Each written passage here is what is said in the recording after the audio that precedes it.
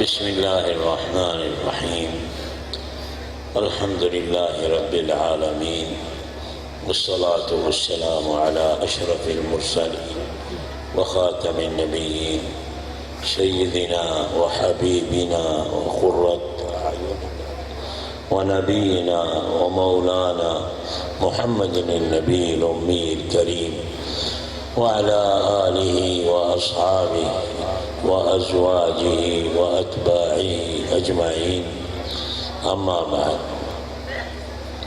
گرامی قدر مکرمین محترمین حضرات علماء کرام مشائخ اعظام اور میرے محترم بزرگوں بھائیوں دوستوں اور عزیزوں، یہ مرکز اہل سنت جو کہ ایک علمی مرکز ہے، اللہ تعالیٰ اس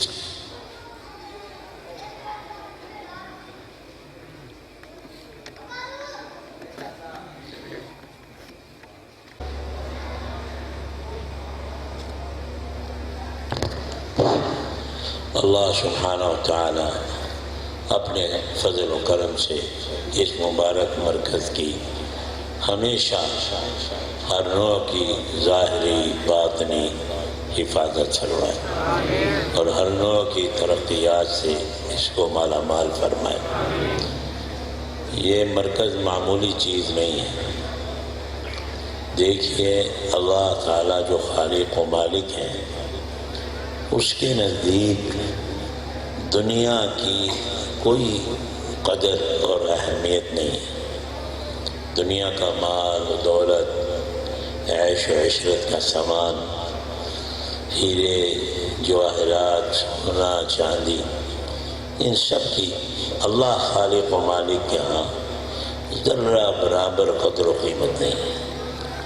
اللہ کے سچے نبی حضرت محمد صلی اللہ علیہ وسلم فرماتے ہیں، لو کانت الدنیا تساوی عند اللہ جناح بعوضہ لما سقا کافرا منہا جرعۃ ماء، کہ اگر یہ ساری کی ساری دنیا سب مل کر اللہ کے ہاں اس کی قدر و قیمت اگر ایک مچھر کے پر کے برابر بھی ہوتی، ایک مچھر کے پر کے برابر بھی اگر ہوتی، تو اللہ تعالیٰ اپنے کسی دشمن کافر کو ایک گھونٹ پانی کا نہ دیتے۔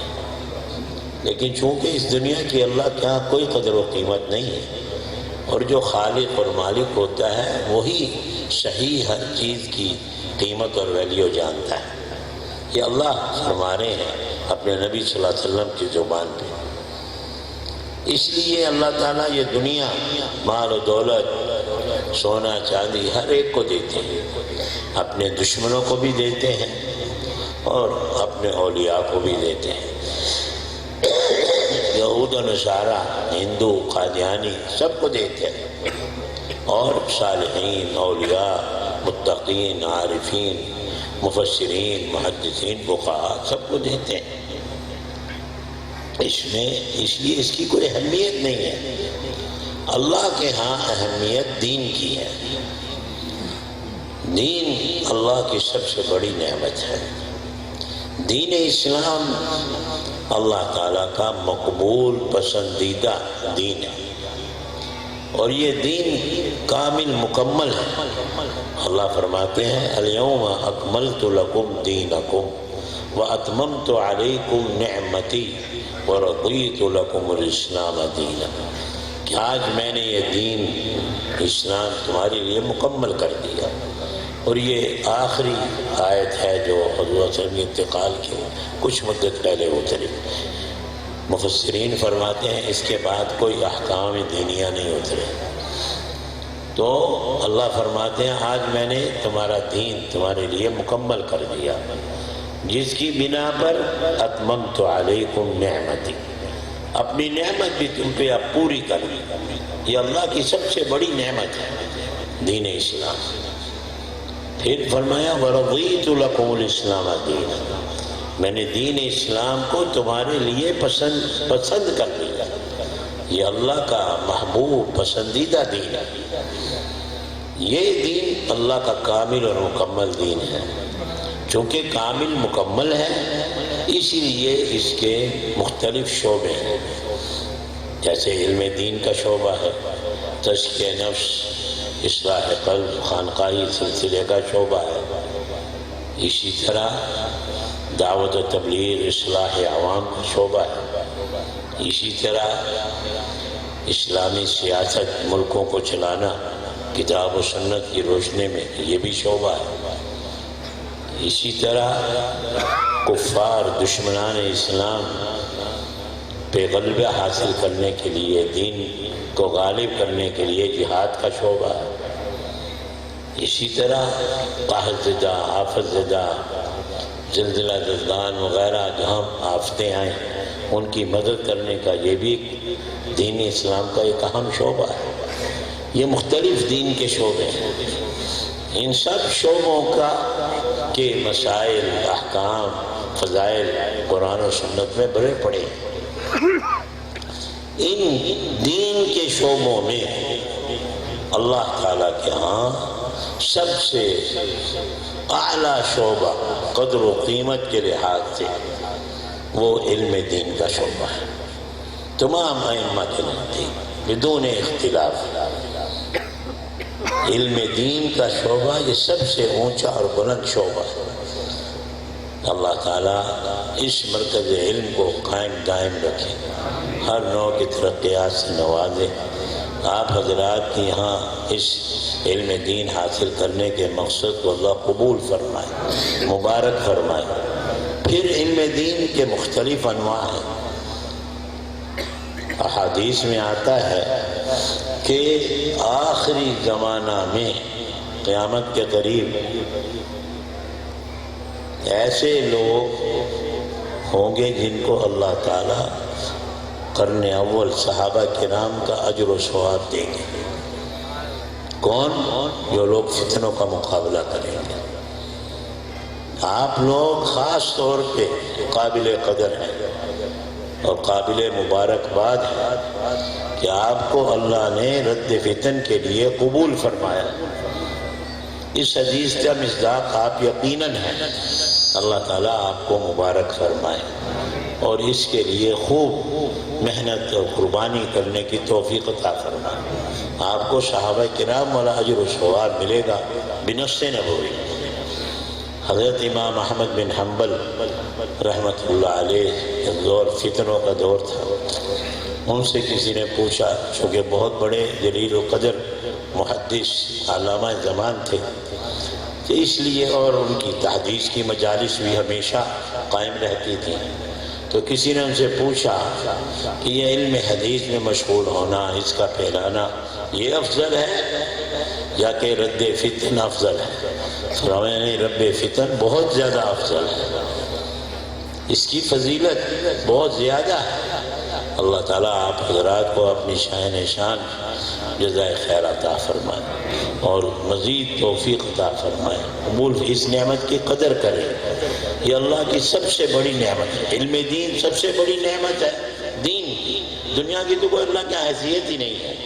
دینی لحاظ سے دین کے شعبوں میں سب سے اعلیٰ درجہ علم کا ہے اور علم کے مختلف شعبوں میں رد فتن سب سے اونچا شعبہ اور آج کل کے زمانے میں سب سے بڑا شعبہ ہے. اللہ تعالیٰ آپ کو قبول فرمائے. علم دین اور علماء کی فضیلت سے قرآن و حدیث و آثار صحابہ بھرے پڑے ہیں. لیکن ایک بات یاد رکھے کہ جہاں کہیں بھی قرآن حدیث آثار میں جہاں کہیں بھی علم کے فضائل آئے ہیں وہاں اللہ اور اللہ کے رسول کی مراد وہ علم ہے، وہ علم دین ہے جو مقرون بالعمل الصالح، جو مقرون بالعمل الصالح. وہ عالم اللہ کے ہاں اونچے مرتبے والا ہے. ان کی اللہ کے رسول نے تعریف کی ہے جو اپنے علم کے مطابق عمل کرتا ہے۔ ایسے علماء جن کا عمل خلاف شریعت ہو، خلاف سنت ہو، خلاف قرآن و سنت ہو، خلاف شریعت ہو، ایسوں کے بارے میں تو سخت سے سخت وعیدیں آئی ہیں۔ ایک حدیث میں یہاں تک آیا ہے کہ جب جہنم میں اللہ جہنمیوں کو ڈال دیں گے اور وہ جہنم کے عذاب میں مبتلا ہوں گے، کچھ مدت بعد فرشتے کچھ لوگوں کو لا کے جہنم میں ڈالیں گے۔ ان کے جہنم میں ڈالنے سے ایسی خبیث بدبو اٹھے گی جس کی وجہ سے یہ جہنمی بھی عذاب میں کپ کپ آ جائے گا، اور فرشتوں سے، جہنم کے فرشتوں سے پوچھیں گے یہ کون بدبخت لوگ ہیں جن کو تم نے ڈالا ہے؟ ہم پہلے ہی عذاب میں مبتلا تھے، ان کی وجہ سے ہمارا عذاب اور تکلیف بھی دوبالا ہو گئی، یہ کون لوگ ہیں؟ وہ کہیں گے یہ وہ علماء ہیں جن کا عمل ان کے علم کے خلاف ہوتا تھا، تنہائیوں میں فسق و فجور میں مبتلا ہوتے تھے اور علم کا خیال نہیں کرتے، علم کے مطابق ان کی زندگی نہیں تھی۔ اس لیے جن جن علماء کی تعریف قرآن و سنت و آثار میں آئی ہے، اور جس علم کی فضیلت قرآن و سنت و آثار میں آئی ہے، اس سے وہ علم مراد ہے جو مقرون بالعمل الصالح، اور جو علماء ربانیین ہوں، عاملین ہوں، صالحین ہوں، قانتین ہوں، متقین ہوں، وہ علماء مراد ہیں۔ اور اللہ تعالیٰ کا نظام ہے، ہر چیز کا اللہ نے نظام بنایا ہے۔ اللہ نے نظام یہ بنایا ہے کہ عمل صالح کو اللہ نے قلب صالح کے ساتھ جوڑا ہے۔ عمل صالح کسی کا بھی ہو ہی نہیں سکتا جب تک اس کا قلب صالح نہ ہو، چاہے وہ علامہ زمان ہو، چاہے وہ محدث اعظم ہو، چاہے وہ مفسر قرآن ہو، چاہے فقیہ ہو، چاہے داعی ہو، مبلغ ہو، مجاہد ہو، حافظ قرآن ہو، کوئی بھی ہو، کسے باشے، یہ اللہ کے رسول کا فیصلہ ہے، صاف صاف۔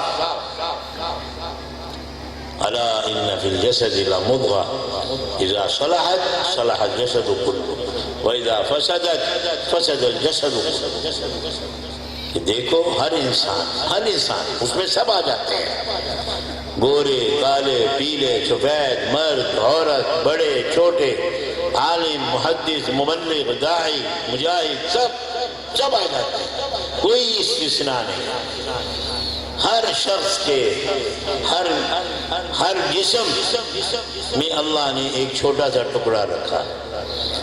حضور صلی اللہ علیہ وسلم صادق المصدوق صلی اللہ علیہ وسلم فرماتے ہیں اگر وہ چھوٹا سا ٹکڑا ٹھیک ہو جائے تو سارا جسم ٹھیک، آنکھ بھی ٹھیک، کان بھی ٹھیک، زبان بھی ٹھیک، ہاتھ بھی ٹھیک، پاؤں بھی ٹھیک۔ کیا مطلب ٹھیک؟ یعنی ان سے ٹھیک اعمال صادر ہوں گے، اچھے اعمال صادر ہوں گے، نیک اعمال صادر ہوں گے۔ بلکہ عارفین باللہ فرماتے ہیں صلح الجسد کلو سے مراد باطن الجسد ایضاً، کہ جسم کا اندرون بھی ٹھیک ہو جاتا ہے، اس کے جذبات، اس کی کیفیات، اس کی طبیعت، اس کی فکر، سوچ، جذبات، تمنائیں، امنگیں سب نیک ہو جاتی ہیں۔ ہر وقت اس کی یہی فکر، یہی سوچ، یہی جذبہ، یہی تمنا، یہی امنگ کہ میں یہ نیک عمل کر لوں، یہ نیک عمل کر لوں، یہ عبادت کر لوں، یہ طاعت کر لوں، اس طرح اپنے مولا کو راضی کر لوں، اس طرح حضور صلی اللہ علیہ وسلم کی اتباع کر لوں، اس طرح دین کو پھیلاؤں، اس طرح دین کے کام کروں۔ یہی جذبہ، یہی تمنا اندر باہر سے نور و نور ہو جاتا ہے۔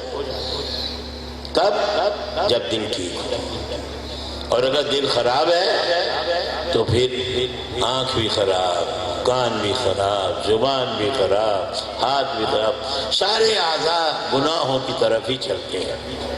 موڑتا ہے، کوشش کرتا ہے، لیکن اعضاء پھر اسی طرف جاتے ہیں۔ جیسے جانور گدھا بگڑ جاتا ہے تو وہ ایک طرف جانا چاہتا ہے تو آپ اس کو موڑتے ہیں، مڑ جاتا ہے تھوڑا سا، پھر اسی طرف جاتا ہے۔ یہ اعضاء بھی اسی طرح، آنکھ بھی، کان بھی، زبان بھی، ہاتھ، ان سے گناہ ایک طرف ہی جاتا ہے اور اس کا اندرون جسم بھی خراب ہو جاتا ہے۔ فسد الجسد کلہ ظاہرا و باطنا، اس کی جذبات، اس کی امنگیں، اس کی تمنائیں ہر وقت میں یہ گناہ کیسے کر لوں، یہ گناہ کیسے کر لوں، یہ گناہ کیسے کر لوں، ہر وقت فواحش، منکرات، گندگی، غلاظت میں پڑا رہتا ہے، اندر باہر سے گندگی اور غلاظت میں بھر جاتا ہے۔ یہ فارمولہ حضور صلی اللہ علیہ وسلم نے بتایا ہے کہ اگر تم چاہتے ہو کہ تمہارے تمام اعمال ٹھیک ہو جائیں، قرآن و سنت کے مطابق ہو جائیں، شریعت مطہرہ کے مطابق ہو جائیں، 100% بغیر کسی مشقت کے، بغیر کسی تکلف کے، خود بخود ہوتے چلے جائیں، اس کا یہ آسان راہ کہ دل کی اصلاح کرنا، دل کی اصلاح کرنا۔ جس دن دل کی اصلاح ہو گئی اسی دن صبح سے لے کے شام تک چھوٹا بڑا جو بھی عمل کرو گے وہ عین دین اسلام کے مطابق ہوگا۔ اور دل کی اصلاح کے لیے جو دو نسخے حضرت مولانا الیاس صاحب نے بتائے ہیں وہ سب سے بہترین نسخے ہیں۔ صحبت صالحین، صحبت صالح صالح کنے، صحبت طالح طالح کنے۔ صحبت کا اثر ضرور ہوتا ہے، اور اللہ کا ذکر، تو اللہ کا بھی حکم ہے، اللہ کا رسول کا حکم ہے، سب یہ نسخہ ہے دل کی اصلاح۔ جتنا ان دو کاموں میں لگو گے اللہ دل کی اصلاح کرے گا۔ تو میں نے تو یہ عرض کرنا تھا کہ یہ ایک ضابطہ ہے، اصول ہے، چلا آ رہا ہے اوپر سے۔ اللہ تعالیٰ آپ حضرات کو سب کو توفیق عطا فرمائے کہ آپ خوب محنت سے جد و جہد کر کے، قربانی دے کر، محنت کر کے، کوشش کر کے یہ علم حاصل کریں۔ بغیر کوشش، محنت، قربانی کے علم نہیں آتا۔ حضرت امام عبداللہ ابن المبارک رحمۃ اللہ علیہ کا ارشاد ہے، قال العلم اعطنی کلک اعطک بعضی۔ امام عبداللہ ابن مبارک رحمۃ اللہ علیہ فرماتے ہیں علم اپنی زبان حال سے یہ کہتا ہے طالب علم کو کہ مجھے اپنا سب کچھ دے دو، اپنی راحت، اپنا آرام، اپنی فکر، اپنی سوچ، اپنے جذبات، اپنے تڑپ، ہر چیز مجھے دے دو، علم کے لیے قربان کر دو، پھر میں تجھے کچھ ملوں۔ اور شاعر کا مشہور شعر ہے، وَمَا نَيْلُ الْعُلَى بِالتَّمَنِّ وَلَكِنْ مَنْ طَلَبَ الْعُلَى سَهِرَ اللَّيَالِ۔ کوئی بلندی بھی دنیا کی، آخرت کی، کوئی بھی کسی لائن کی خالی تمنا کرنے سے حاصل نہیں ہوتی۔ من طلب العلا سہر الليالي، جو سربلندی چاہتا ہے اس کو چاہیے کہ راتیں قربان کرے۔ یہ کنایا ہے قربانی اور محنت کا، کہ نیند کی قربانی دے، راحت کی قربانی دے، آرام کی قربانی دے، تب اللہ عنایت فرماتا ہے۔ اللہ قربانی کو قبول فرقے جو مقصود ہے وہ عطا فرماتا ہے۔ تو علم دین خوب محنت، کوشش، قربانی سے حاصل کریں، لیکن یہ یاد رکھیں کہ اللہ کے ہاں اس علم کی مقبولیت، محبوبیت، منظوریت یہ موقوف ہے عمل صالح کے ساتھ، اور عمل صالح کے لیے شرط ہے قلب صالح، اور قلبی صلاح کے لیے ہی یہ ماہانہ مجلس جو آپ کے ہاں ہوتی ہے، یہ پورا خانقاہی سلسلہ، یہ بیعت ہونا، یہ ضربے لگانا، اللہ اللہ کے ضربے لگانا، مجاہدے کرنا، مراقبات کرنا، یہ سب کا مقصد ایک ہے کہ دل کی اصلاح ہو جائے۔ کیونکہ ان چیزوں کے بغیر، خاص طور پہ اس فتنوں کے زمانے میں، ان مجاہدات کے بغیر، ان سلوک کے عامل کے بجائے دل کی اصلاح ہوتی نہیں۔ اللہ تعالیٰ اس مجلس کو قبول فرمائے۔ بہت خوشی ہوئی، حضرت مولانا پہلے بھی بتایا کرتے تھے، آج اللہ نے موقع دیا کہ ہم بھی اس میں، ہمیں شرکت کا اللہ نے شرف حاصل کرایا، اللہ تعالیٰ کا شکر ہے، اللہ کا احسان ہے، اللہ اس مجلس کو قبول فرمائے، اس مجلس کو معمولی نہ سمجھے۔ احب الاعمال الی اللہ ادومها وان قل، اللہ کے ہاں سب سے محبوب پیارا عمل وہ ہے جو پابندی کے ساتھ ہو، چاہے تھوڑا ہی ہو۔ یہ چونکہ مرکز علم اصلاً ہے اور وہی اصل اور وہ بہت اہم ہے، دنیا کی سب سے بڑی نعمت علم دین ہے، اور آپ کا شعبہ تو سب سے اہم ترین آج کل کا شعبہ ہے۔ اللہ تعالیٰ آپ کو علم نافع، علم نور سے منور فرمائے اور خوب اس کے لیے محنت قربانی دینے۔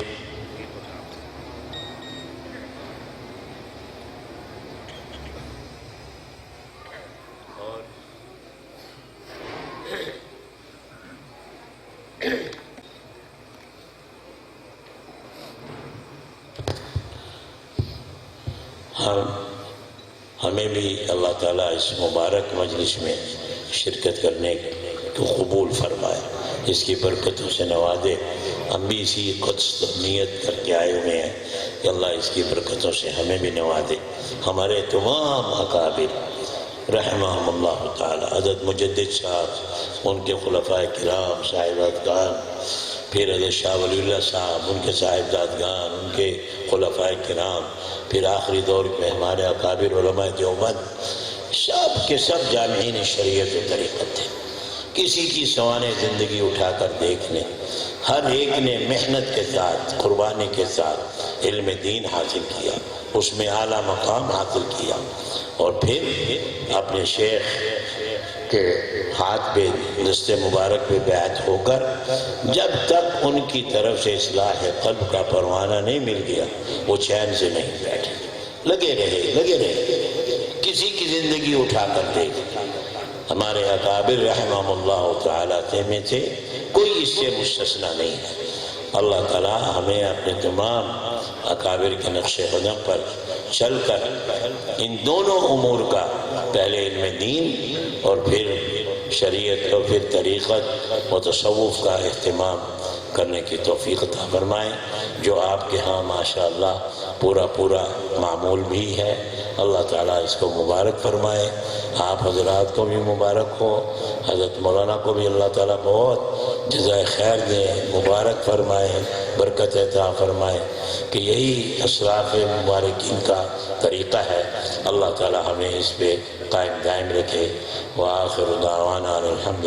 اور یہ بات مولانا سے صحیح ہے، یہ فرما رہے تھے کہ تم بیعت کرو، میں نے کہا میں تو کل کا مہمان ہو، چلے جاؤں گا، بلکہ ابھی چلے جاؤں گا۔ آپ نے یہاں علاقہ ہے اور آپ کو اللہ تعالیٰ مبارک فرمائے، میں نے اجازت دینا، اللہ تعالیٰ اجازت دی ہے اسی غرض سے کہ آپ کی برکت سے لوگوں کی اصلاح ہو۔ ہمارے سلسلہ مبارکہ میں اللہ تعالیٰ ان کے ذریعے سے جو حضرات بیعت ہوں، اللہ تعالیٰ انہیں مبارک فرمائے اور سلسلے کے انوار سے انہیں منور فرمائے۔ حضرت مولانا کے ذریعے سے اللہ تعالیٰ اکابر کے فیوز کو عام و تام فرمائے۔